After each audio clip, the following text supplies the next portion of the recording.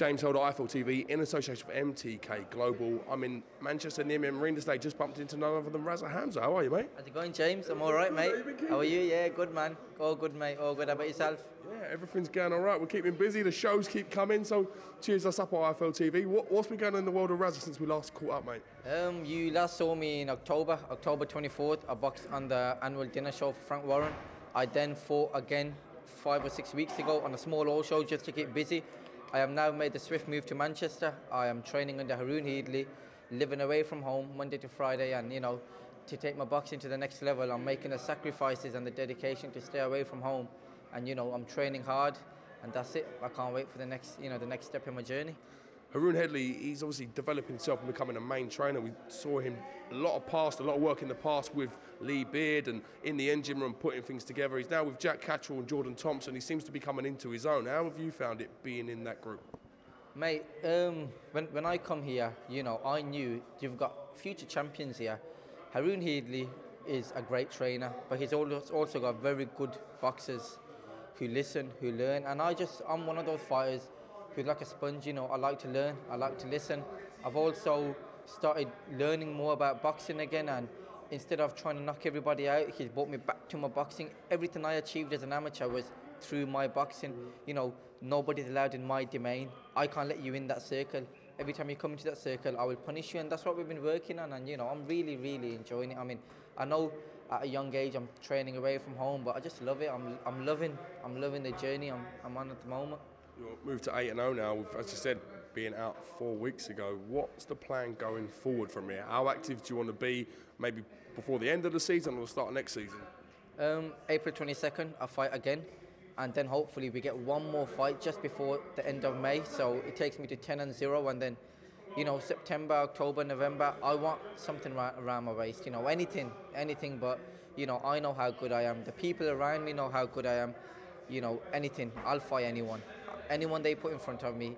A lot of people pull out against me, but I'll fight anyone, mate. I just want a title around my waist, and I'm sure I'll get one. You're in such a stacked division. When you look at the likes of the fights in that division, they're so competitive, even domestically.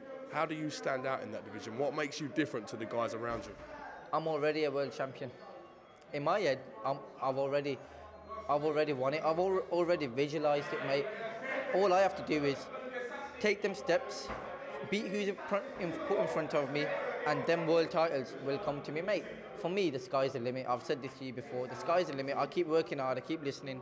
I'll win everything, mate. Nobody will beat me. I promise you that. I keep learning. I keep fighting the right fight and listening and following certain instructions. Nobody beats me. Some good fights out there. Like you said, we saw Isaac Lowe go out to Denmark against Dennis Seeland. That was a great opportunity. How far do you think you are from getting these moments, these big fights? I'm 8-0.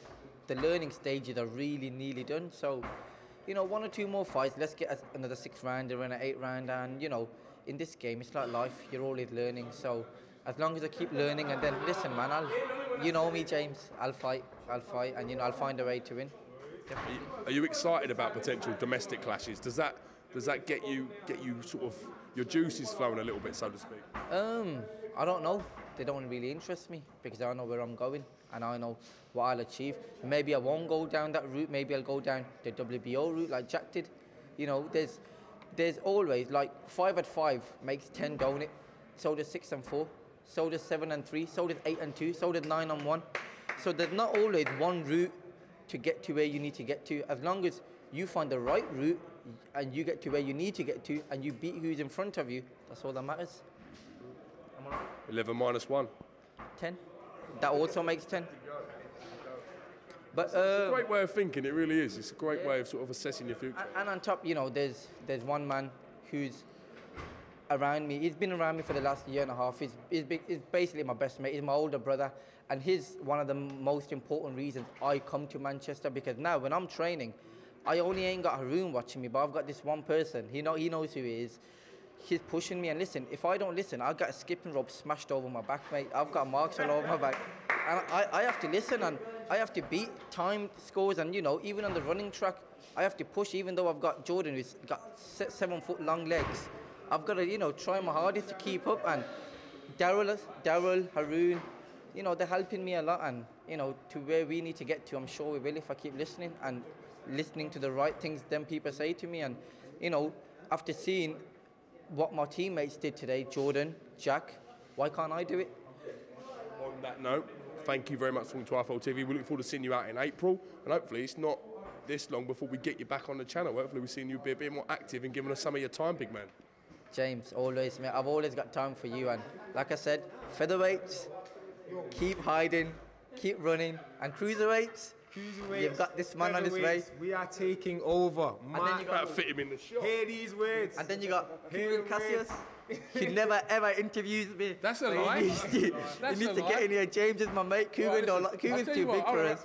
If I can pull out, I'm a fan of this man. Hold on. I'm a fan of him. If I can pull out an interview with me and you now, what do I get? Nothing. There's only one interview we've There ever is one had. then. And you know what? I tell you why you interviewed me that day, because you weren't there, mate. How about that?